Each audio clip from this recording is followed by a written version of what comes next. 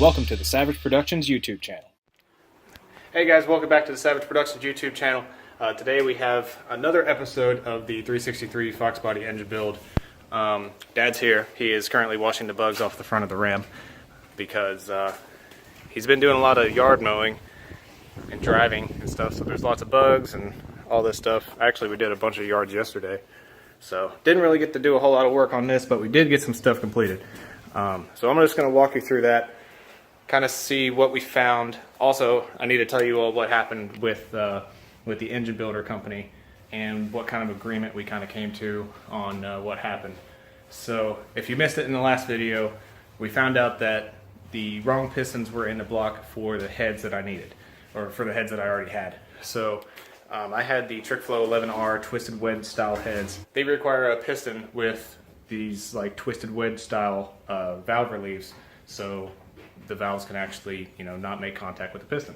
It wasn't even the valves that was making contact with the actual piston. The piston itself was making contact with the actual dome of the head. You know, there was an issue there. We had to get that straightened out, but basically we called them and we found out that there was a lack of communication, right, Dad? Yeah. A miscommunication somehow. But they ended up hooking us up. They're a dealer for all these different parts. They've been doing it for 30 years, and I'm not saying they messed up. I'm not saying we messed up, but you know, you do stuff for 30 years, eventually you're going to make a mistake somehow. So, you know, they helped us out. They got it all corrected and everything. They actually hooked us up with a pair of AFR 205s, and these are the Renegade heads. So I'm kind of stepping up a little bit here, which this engine really, it kind of needed it. The TrickFlow 11Rs would have been great, but they would have been flowing kind of slightly less than what it needed to. So they got us a really good deal on these. Basically, you know, their cost minus a little bit of money. Yeah, it kind of worked out good. You know, I wasn't too sad about it. I already sent all my other valve train and everything that I bought for the TrickFlow 11Rs back to Summit, and I should be getting all that money back, so that's not an issue. Also, my TrickFlow 11R heads are already sold, and they're on their way to Texas. So shout out to Omar in Texas. I appreciate your business. So we are excited to get these heads. We actually, yesterday, we checked piston to valve clearance, and suddenly we ran into another issue. So this is what you do to check piston to valve clearance. You either get a weak spring, or you just kind of make your own, and we made them out of clothes hangers. So as you can see, those are the stock ones, and then of course these are these. So you crank the engine over, or you turn the engine over, and while you're pushing down on the valve, well, you have to have the rocker arm on there, of course, and we did, but for now I'll just show you. But you push down on the valve, and that's hitting the piston. Right? So as you turn the engine over, you continuously check this, and at the tightest point that you feel, you check the difference between here and here. And then you're supposed to be on the intake. My cam card says that we have to be 100 thousandths at least on clearance. So that would be 100 thousandths of movement here on the intake. And then on the exhaust, we actually need to be like 125. Also, it's freaking super hot out here. So I just stepped outside like 5 minutes ago, and I'm already sweating. So I have a fan here that I'm going to be turning on. So I don't really want to turn it on when I'm recording, because you probably will be able to hear it over me talking. So there's another update that I have that I'm super excited about. As some of you all may know, I ran a SPEC Stage 1 clutch on this previous build on the 331. And this thing, I think that it's only rated to like 450 foot-pounds of torque, or 400 foot-pounds of torque, or something like that. And I put down 425 to the wheels. So it was making well over the limit, or the supposed limit of this thing at the actual flywheel. So, you know, you would think that it would slip.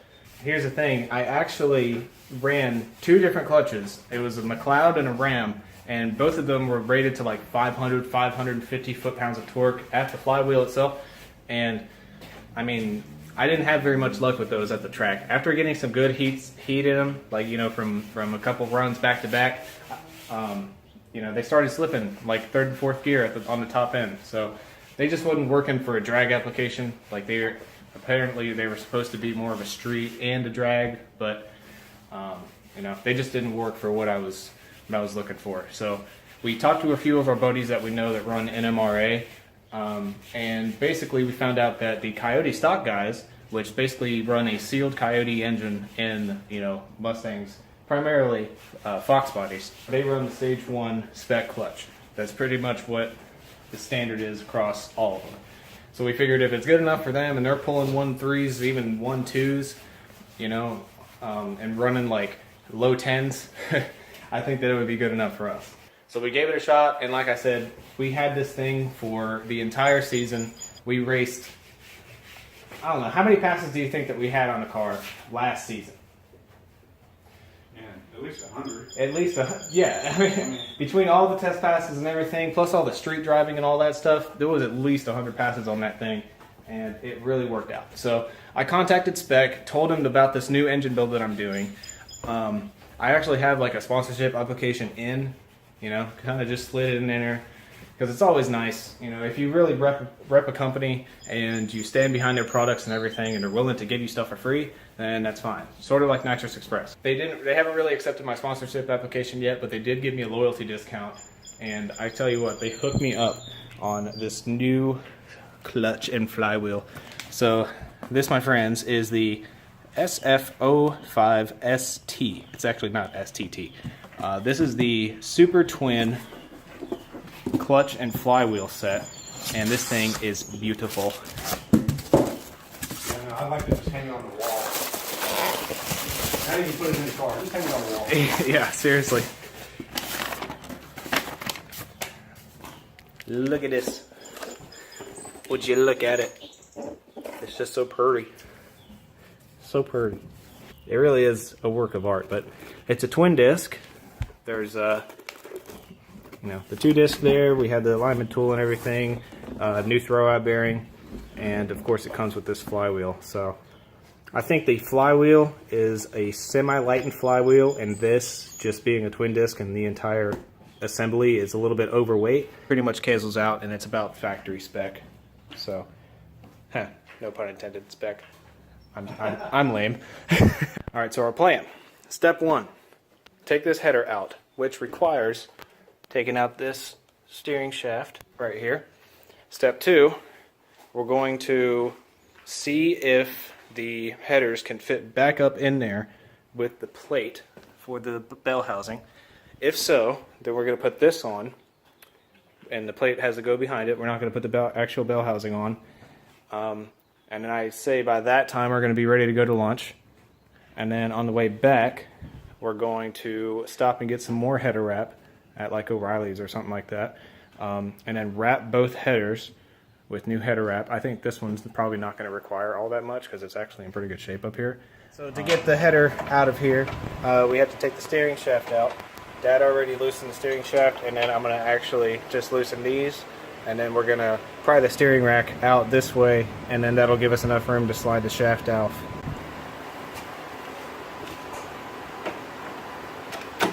Ready? Bump it.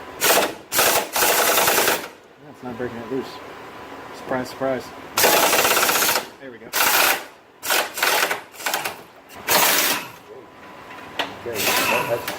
Okay. So try to even out on one side and then the other. This one. Oh, fail. Uh-oh. Sorry. Oh, yeah, it sounds right off. I'm already wiggling it. Alright.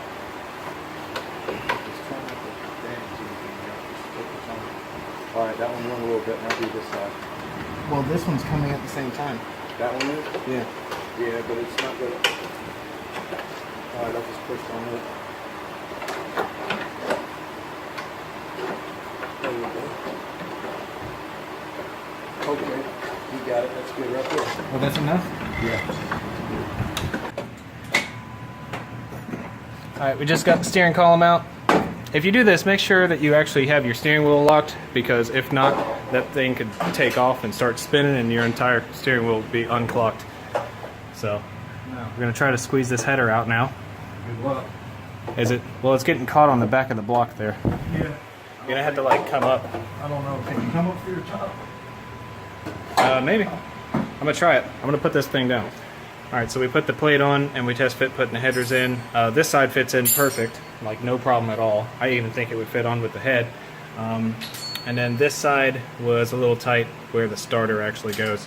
So we think that it still would fit if we actually jack this side of the engine up. And then, I mean, it's just a little bit of clearance that we need to get. So we're going to go ahead and throw the clutch and flywheel on. And then, of course, that plate. And that way we can get all that on. Hello, beautiful. Alright, so we're going to take this apart and get to the flywheel. So these things come off and then we'll see what's under here. Yeah, it's all lined up. Here.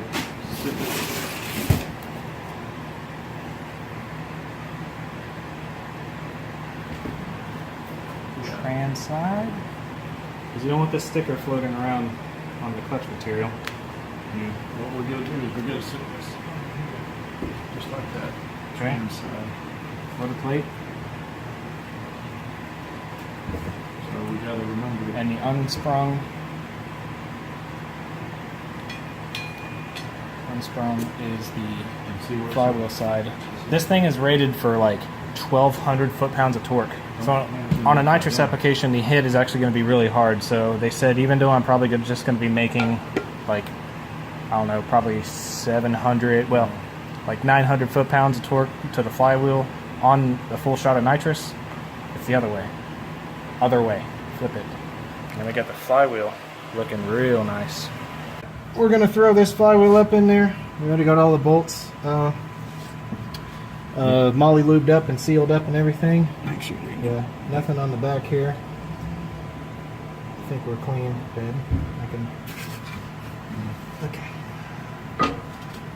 Gotta find the right one. Right there. Okay. Got lucky. Second one. Or the red Loctite is actually Red Loctite on the threads and molly lube on the faces of where the bolt is gonna hit the flywheel. yeah. We've always used blue Loctite, but they're recommending red since you're sending it with a lot of power. Full send. Yeah, full send. They assume that if you're buying a 1,200 foot-pounds of torque rated flywheel, that you're going to be at least somewhere near that, which I believe qualifies as full send. I'm not big on the actual the scale, but I believe it's somewhere around full send. Well, probably not. Nowadays, you got guys with 3,000, 3,500 horsepower. They're full send. Yeah, they're full send. You're probably like half send. Half send. 1,300. That's half. I like 3/4 send.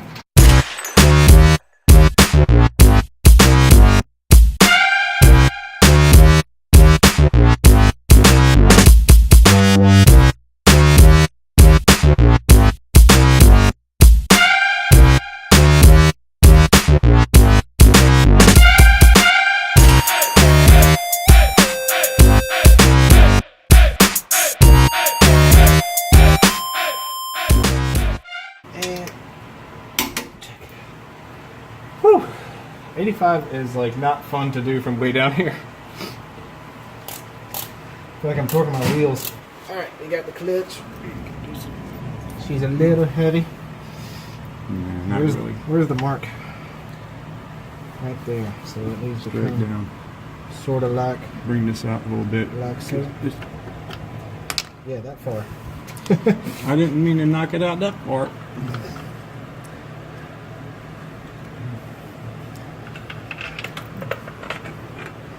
That's good right there.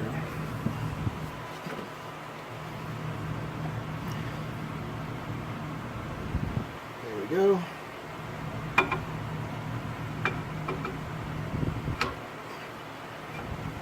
Alright guys, so camera kind of cut off in the middle of that, but we got it all torqued down and everything, and she's still just beautiful, just looking so good. We got this all lined up. Are we going to take this out?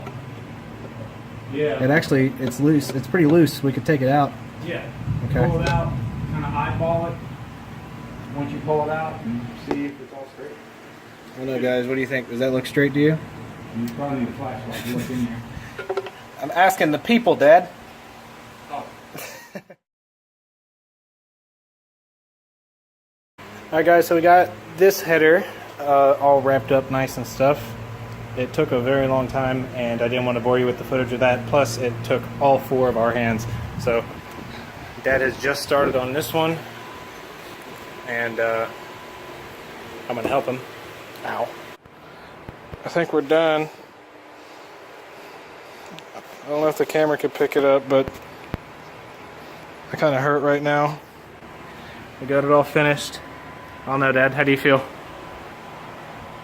Stiff, like I got fiberglass all over me. I don't want to move. We decided to do these, but we didn't have any more of these actual locks, so for now we just put some good old zip ties on there, which we will be replacing those obviously before, you know, we put them on the car. This part I'm not going to worry about redoing because it's, you know, in a spot where you can't even see it, and it's in pretty good shape, so don't want to worry about that. Plus I don't even know if we'd have enough with what we did, but yeah, it looks good. It's actually like a titanium color or something like that. Guaranteed it's gonna fade to white, especially with all the heat, but you know, whatever, it looks good for now. This other stuff, this black, it stayed good where it's not so hot, but as you can see, like up here and everything else that was up top, it was all white. So looking forward to these fading and looking like total garbage. Also, shout out to CJ from Car Life channel. He hooked me up with these stickers. This big one's gonna go on the Mustang, and I'm gonna throw this one on the back of the Focus. So that's going to do it. Please like and subscribe if you enjoy the content, and I'll catch you all in another video.